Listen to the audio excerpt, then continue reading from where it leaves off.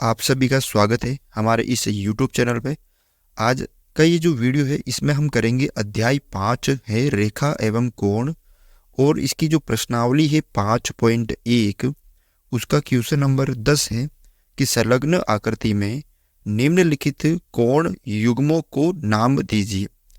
एक आकृति दे रखी है, इसमें आपसे कुछ क्वेश्चन पूछे हैं और उन क्वेश्चनों को आपको जवाब देना है। अगर आप इस YouTube चैनल पर नए हैं तो चैनल को सब्सक्राइब ज़रूर करें। PDF नोट्स के लिए हमारी ये जो नंबर है इस पर आप मुझे मैसेज कर सकते हो। देखो यहाँ पर क्या दे रखी है, ये आपको एक आकृति दे रखी है और इसमें आपसे 5 क्वेश्चन पूछे हैं। ठीक है, सबसे पहला यहाँ पे देखो, शीर्षा अभिमुख अधिक कोण। अब शीर्षा अभिमुख अधिक कोण क्या होता है? यानी शीर्षा अभिमुख होते हैं कि ऐसे दो रेखाएं जब काटती है तो एक रेखा तो ये हो गई, एक रेखा ये हो गई, तो ये वाला शीर्षाभिमुख कोण है और ये पूरा शीर्षाभिमुख कोण है। अब कौन सा बताना है आपको? अधिक कोण, यानी 90 डिग्री से ज्यादा।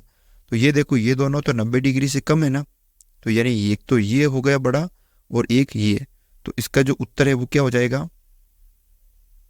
इसका जो उत्तर हो जाएगा वो हो जाएगा, देखो ये और ये तो है आपके शीर्षाभिमुख कोण, और ये वाला और ये पूरा AOD और BOC ये हो गए अधिक कोण शीर्षाभिमुख कोण। तो इसका उत्तर हो जाएगा कोण AOD,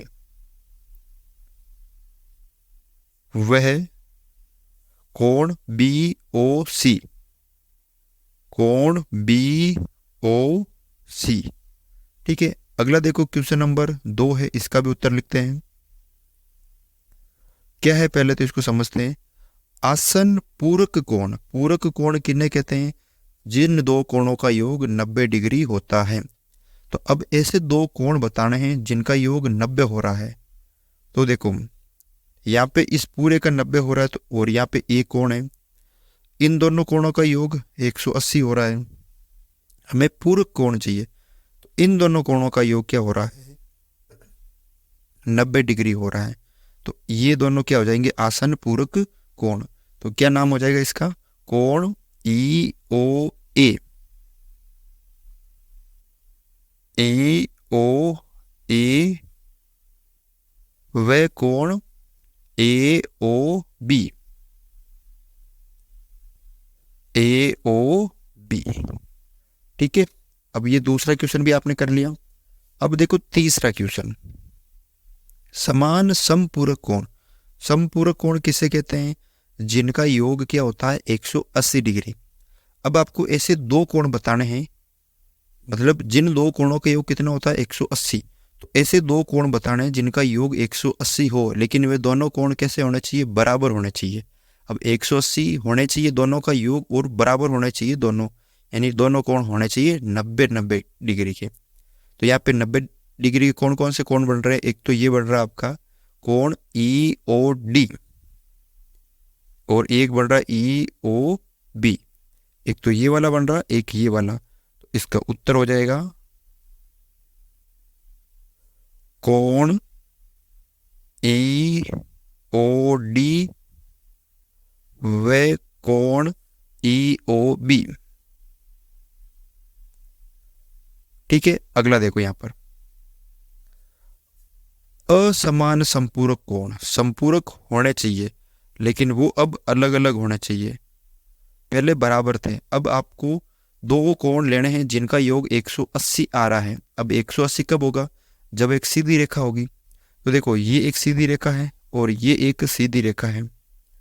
अब यहाँ पर अगर मैं ये कोण लेता हूँ तो एक कोण ये आ जाएगा आपका, क्या नाम है? जैसे मैं ये ले लेता हूँ, असमान संपूरक कोण लेना है, तो एक ले लेता हूँ अगर मैं BOA, और एक ले लेता हूं मैं AOD। या आप ये भी ले सकते हो, देखो ये वाला EOA और EOC। ठीक है, तो ये भी ले सकते हो। तो मैं यहाँ पे ये ले लेता हूँ EOA ए, ई ओ ई और ई ओ सी। तो कोण ई ओ ए व कोण ई ओ सी। क्योंकि देखो ये सीधी रेखा पे बढ़ रही है ये दोनों कोण, एक तो ये वाला और एक ये पूरा वाला। अगला देखो 5वां क्वेश्चन, इसका उत्तर लिखते हैं। आसन कोण बताने हैं जो रेखिक युग्म नहीं है। रेखिक युग्म का मतलब जो 180 डिग्री नहीं बनाते हैं। तो अब यहां पे देखो कौन कौन से हो गए। तो एक तो हो गया ए ओ बी, 180 नहीं होना चाहिए। तो एक तो हो गया ए ओ बी, ए ओ ई, ये दोनों आसन कोण है ना, ठीक है। और ये 90 डिग्री का बना रहा है। तो एक तो हो गया आपका कोण ए ओ बी व कोण ए ओ ई, ठीक है। दूसरा देखो यहां पे कौन हो जाएगा आपका, यहां पे दूसरा ए ओ ई और ई ओ डी, यानी ये दोनों कोण, ये भी 90 से ज्यादा और 180 से कम, यानी रेखिक युग्म 180 नहीं होना चाहिए। ये दोनों भी नहीं है क्योंकि एक सीधी रेखा पे नहीं है। ये यहाँ पे देखो ये पूरा है। तो ए ओ ई कोण ए ओ ई व कोण ई ओ डी। एक और देखो यहाँ पे तीसरा, इन दोनों को ले लेते हैं ई ओ डी, एक ये वाला और एक ये वाला। तो कोण ई ओ डी व सी ओ डी, ठीक है। तो इस तरह से आपको ये जो क्वेश्चन है, क्वेश्चन नंबर 10, वो सरल करना है। आशा करता हूँ कि आपको ये समझ में आ गया होगा। अगर आपको वीडियो अच्छा लगा तो वीडियो को लाइक, चैनल पर नए हो तो चैनल को सब्सक्राइब जरूर करें।